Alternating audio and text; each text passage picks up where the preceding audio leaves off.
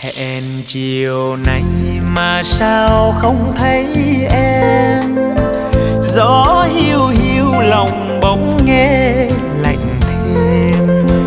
Chiều mù sương hay mù khói thuốc anh, em không lại anh nhủ lòng sao đây.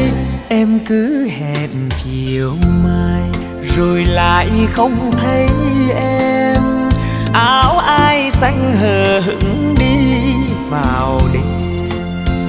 Đợi một giây nghe bằng thế kỷ sâu, em mới yêu lần đầu, anh đã yêu lần sau.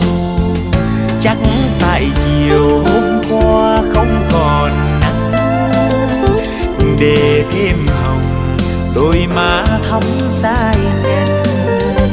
Chắc tại mưa nơi vùng xa tít